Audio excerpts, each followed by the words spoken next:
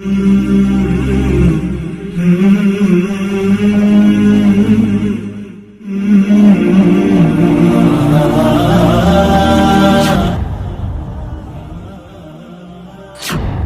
उल फित्र इस्लाम के सबसे बड़े त्योहारों में से एक है। रमजान के दौरान लगभग एक महीने तक रोजे रखने के बाद ईद बड़े हर्षोल्लास के साथ मनाई जाती है।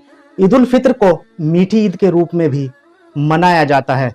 नमस्कार, आदाब, आपके साथ मैं हूं ताहिर खान। आप सभी को ईद उल फित्र की दिली मुबारकबाद। इस्लाम धर्म में ईद उल फित्र यानी ईद के त्योहार का विशेष महत्व है। यह पर्व पवित्र माह रमजान के समापन के साथ चांद दिखने के बाद मनाया जाता है। इसे मीठी ईद भी कहा जाता है। इस पर्व को मुस्लिम समुदाय के लोग बहुत ही धूमधाम के साथ मनाते हैं। एक दूसरे से गले मिलकर ईद की बधाइयां देते हैं। आपको बता दें कि इस्लामिक चंद्र कैलेंडर के अनुसार सव्वाल यानी 10वां महीना, इसके पहले दिन ईद का पर्व मनाया जाता है। आइए जानते हैं इसका महत्व क्या है। ईद को रमजान के पूरे होने का प्रतीक माना जाता है। पाक माह रमजान में मुस्लिम समुदाय के लोग 29 या फिर 30 रोजे रखते हैं और फिर चांद का दीदार करके रोजे का समापन करते हैं। ईद उल फित्र खुशियों का त्योहार होता है। इस दिन मीठी सेवइयां बनाने के साथ साथ नए कपड़े पहनते हैं, फिर अल्लाह की इबादत करके फितरा देते हैं। फितरे को जान का सदका माना जाता है। अब बताते हैं आपको ईद उल फित्र का महत्व क्या है। इस्लाम धर्म में ईद का त्योहार बेहद खास माना जाता है। इस दिन अल्लाह को शुक्रिया अदा किया जाता है और फिर एक दूसरे के गले मिलकर ईद की मुबारकबाद देते हैं। इसे छोटी ईद या मीठी ईद भी कहा जाता है।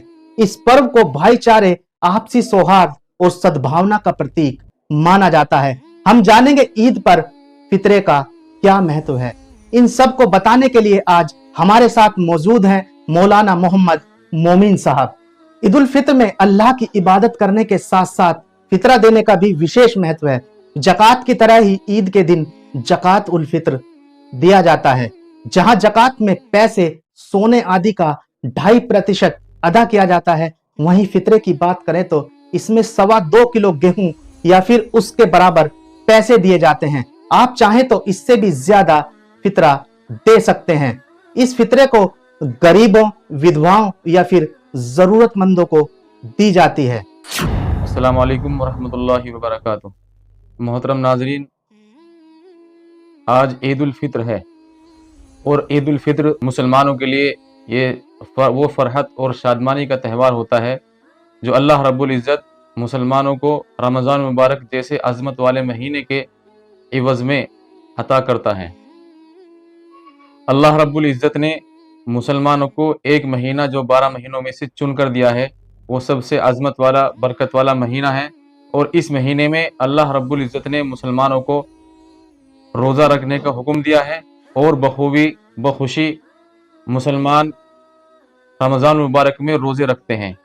रोज़ा रखने का मकसद है अल्लाह को राज़ी करना।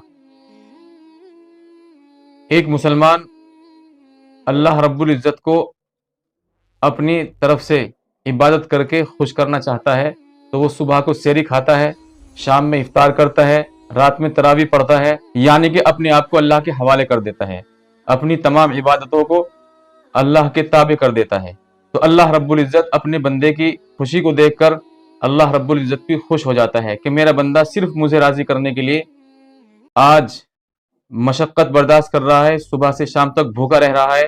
अब अल्लाह रब्बुल इज़्ज़त फरिश्तों को फख्र के तौर पर कहते हैं कि ए फरिश्तों, देखो मेरे ये बंदे जिन पर तुमने एतराज़ किया था, जिनकी पैदाइश पर तुमने एतराज़ किया था, आज वही बंदे मुझे राज़ी करने के लिए सुबह से शाम तक भूखे रहते हैं। और आज मैं तुम्हें गवाह बनाता हूँ कि अब इनके तक़वे को देखकर आज मैं इनसे खुश हो गया हूँ। और आज जो ईद का दिन है, अब तुम निकल जाओ और मेरे बंदों की दुआओं पर आमीन कहो। अब तमाम फरिश्ते निकल जाते हैं और जैसे ही मुसलमान अपने घरों से नए कपड़े पहनकर, खुशबू लगाकर, गुस्ल करके निकलते हैं ईदगाह की जानिब, तो ईदगाह की जानिब जाते हुए फरिश्ते अल्लाह के बंदों का इस्तकबाल करते हुए ईदगाह तक पहुंचते हैं। और जैसे ही ईदगाह में नमाज अदा की जाती है तो अल्लाह रब्बुल इज़्ज़त से जो दुआ मांगी जाती है, फरिश्ते बंदों की दुआ पर आमीन कहते हैं और اللہ رب العزت خوش ہوتا ہے، پھر اعلان کراتا ہے کہ فرشتوں اعلان کر دو اور میرے بندوں سے کہہ دو کہ جاؤ تم بخشے بخشائے اپنے گھر چلے جاؤ۔ اس دن میں سب سے بڑا جو مہتو ہے، جو مقصد ہے، وہ سب سے بڑا مقصد یہ ہوتا ہے میرے دوستو کہ اس میں عید الفطر یعنی ایک فطرہ ادا کیا جاتا ہے جو جان کا صدقہ ہوتا ہے۔ ہر ایک مسلمان اس کو ادا کرتا ہے، اور یہ فطرہ کس کو دیا جاتا ہے؟ یہ فطرہ غریب مسکین بیوہ کو دیا جاتا ہے، جو ضرورت مند ہوتے ہیں ان کو دیا جاتا ہے، اور اس کے دینے کا مقصد اصل یہ ہوتا ہے کہ وہ غریب یہ نہ سمجھے کہ آج میں غریب ہوں اور میں عید نہ مناؤں۔ تو اس لیے یہ حکم ہوتا ہے کہ عید کے آنے سے پہلے پہلے اس فطرہ کو ادا کر دیا جائے، تاکہ غریب بھی اپنی ضرورتوں کو پورا کر سکے، وہ بھی کپڑے بنا سکے، وہ اپنی گھر کی ضرورتوں کو پورا کر سکے۔ تو اس لیے اللہ نے ایک فطرہ جو واجب ہوتا ہے اس کو دینے کا حکم دیا ہے۔ اور اس کے علاوہ اللہ نے مال، جیسے یہ جان کا صدقہ ہو گیا فطرہ، ایسے ہی اللہ نے زکوٰۃ کا حکم دیا ہے، اور مسلمان زکوٰۃ بھی اسی مہینے میں بخوبی ادا کرتے ہیں۔ اور یہی نہیں، وہ ان کی نیت یہ ہوتی ہے کہ عام دنوں میں زکوٰۃ دینے سے ادا تو ہو جاتی ہے، لیکن رمضان مبارک میں زکوٰۃ دینا اور مہینوں سے زیادہ افضلیت رکھتا ہے، کیونکہ زکوٰۃ ایک اللہ رب العزت کی طرف سے ایک فریضہ ہے، اور فرض کا جو مہتو ہے، جو مقصد ہے، وہ سب تمام اعمال میں سب سے افضل ہوتا ہے۔ اللہ رب العزت اس کا ثواب بھی سب سے زیادہ عطا کرتے ہیں۔ تو اس لیے تمام مسلمان اسی مہینے میں زکوٰۃ ادا کرتے ہیں۔ ان کی نیت یہ ہوتی ہے کہ عام دنوں کے مقابلے میں اس رمضان میں زکوٰۃ ادا کرنے سے ہمیں 70 گنا ثواب عطا کیا جائے گا۔ اسی نیت سے سب لوگ اس مہینے میں زکوٰۃ ادا کرتے ہیں۔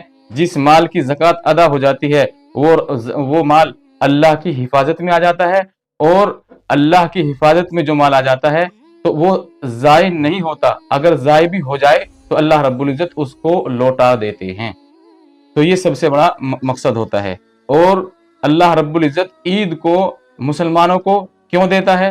اللہ رب العزت اپنے بندوں کے اخلاص کو دیکھتا ہے، اپنی بندوں کی نیت کو دیکھتا ہے۔ جب بندہ اپنی نیتوں پر کھرا اتر جاتا ہے تو اللہ رب العزت ان کو ایک دن عطا کرتا ہے، جس کو کہتے ہیں یوم الجزا، یعنی انعام کا دن۔ تو اللہ رب العزت عید کے دن سب کو انعام عطا کرتا ہے، اور انعام یہ ہوتا ہے کہ اللہ رب العزت جب بندہ عید گاہ سے نماز پڑھ کر واپس ہوتا ہے تو اللہ رب العزت بندوں سے کہتا ہے کہ میرے بندو، تم نے میرے احکام کو پورا کیا، آج میں تم سے خوش ہو گیا ہوں، تم بخشے بخشائے اپنے گھر کو چلے جاؤ۔ اب بندہ عید کی نماز پڑھ کر گلے ملتا ہے، ایک دوسرے کو مبارکباد دیتا ہے، اور پھر اس کے بعد ایک دوسرے کے گھر جا کر وہ جو ہم شیر یا سویاں بناتے ہیں وہ ایک دوسرے کے ساتھ بیٹھ کر کھاتے ہیں۔ آپ 2 لوگ ادھر جاتے ہیں تو 4 لوگ اس کے گھر جاتے ہیں۔ تو اس سے یہ ثابت ہوتا ہے کہ ایک دوسرے سے کتنی محبت ہوتی ہے۔ تو محمد مولانا مومن صاحب، آپ کا ہم سے جڑنے کے لیے بہت بہت شکریہ۔ آپ کو بھی عید کی بہت بہت مبارکباد۔